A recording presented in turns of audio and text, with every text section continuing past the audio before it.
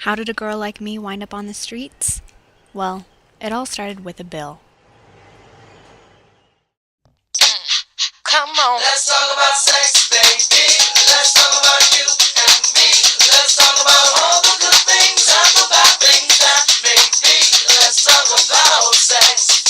Let's talk about sex. Oh, hey, Dallas. How have you been?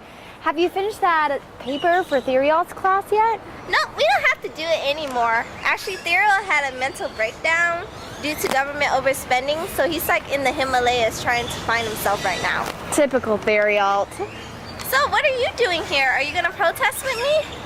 Nope. I'm here for an abortion. But you're too far along for that. No, I'm gonna get one of those partial birth things. You can't do that. That's like a human life right there. Well, it's not like it's against the law or something. Now, Juno, you do realize that this is a little early for you to be giving birth. But I'm not giving birth. I'm here for an abortion. That's funny. I guess your chart is wrong. No matter. I'll remember when we go into the operating room. Yeah, please do. I don't want to give birth. I'm not ready for a baby. This isn't illegal, is it? No, not at all. Giving birth is never illegal. I'm not giving birth. I'm here for an abortion. No, abortion isn't illegal either. Well, not yet. But if the Repubs have their way, it might be soon. The 104th Congress, the Republicans' first attempt to ban partial birth abortions. Both chambers of Congress approved the measure to outlaw the procedure. This was the first time either chamber had voted to criminalize an abortion procedure, mostly due to the Republican majority in Congress. The House first passed this bill on November 1st, and the Senate amended the bill to strengthen an exception granted to women if her life was in danger. On March 27th of the following year, the House approved the Senate version, clearing the way for the president's approval. President Clinton kept his pledge and vetoed the bill because of its failures to protect the women's health. The House overrode Clinton's veto, but the Senate ultimately fell 9 votes short of a two-thirds majority to make the bill a law.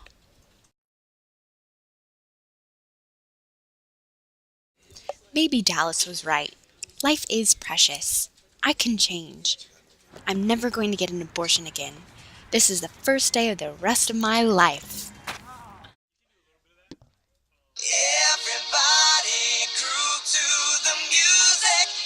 Everybody jam.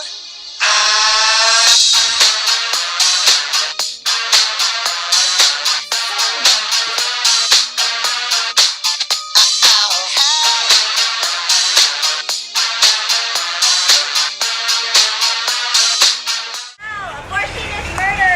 Stop killing babies. Oh, I see you're still up to the same thing. And I see you're still up to the same thing also. Oh, this? Yeah, I'm getting this taken care of. Not again. At this rate, you're going to kill more babies than Julius Caesar. Well, if it isn't my favorite patient. Hey, Dr. Spaceman, Spachaman, let's do this. Well, this being your second abortion, I feel like I need to talk to you about something important. Do you think these glasses make me look fat?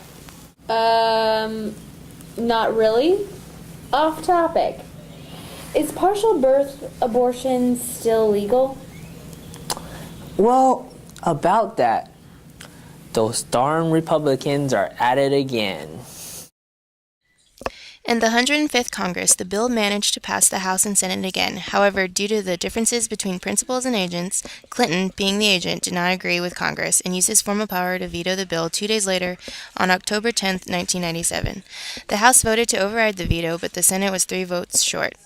In the 106th Congress, the House and Senate passed a bill again, but after the Supreme Court struck down a Nebraska state law banning such abortions, supporters dropped the effort to get around the court's objections. This is a prime example of the court's influence on Congress and how the Supreme Court can impede legislation. In the 107th Congress, the House revived this bill, but now the Democrats were in control of the Senate, so the proponents had different motivations. This complex legislation was not the Democrats' top priority, so the Senate chamber never took up the measure and the bill did not progress any further. Ye shall know the truth, and the truth shall set you free. Okay, that's it. I'm done with abortions. Never again. Gotta know all the tricks. Like, for example, if a woman's on top, she can't get pregnant. It's just gravity. Well, that's true. Everyone knows that. I didn't know that. I'm afraid it's true, Juno. The Partial Birth Abortion Ban Act was signed into law. On the bright side, this being your third visit to my office, you now qualify for my frequent abortion card. Juno, you're still pregnant? You didn't get the abortion? No, I didn't get the abortion. Apparently the Repubs finally got something right. Social conservatives want enactment on November 5th of the law banning a procedure they called partial birth abortion. It was the first federal statute to restrict an abortion procedure since the Supreme Court legalized abortions in its landmark 1973 Roe v. Wade decision. When the bill was reported to the House, it was apparent that committees were king and held the power of the future of the bill in the House. Under modified closed rules, the bill was voted on and passed in the House. In the Senate, Senator Boxer opened the floor for debate and discussion for a motion to commit the bill to committee. This was not a tactic to kill the bill, but to create language that was constitutional. The bill bypassed committee and was reported to the Senate floor without stopping in the committee of jurisdiction, after the Supreme Court clearly spoke that the bill was considered unconstitutional due to the reason that there is no health exception clause. Therefore, the argument was made for a motion to commit the bill to Judiciary Committee to create language that is constitutional. The bypass of committee was also an issue that undermined the classic legislative process.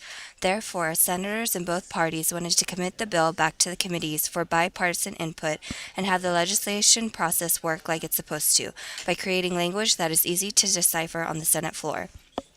Unanimous consent agreements were facilitated when considering amendments to the bill. Senators such as Senator Trent Lott were acting as trustees, relaying their constituent concerns and comments about the issues relative to a woman's health regarding partial birth abortion.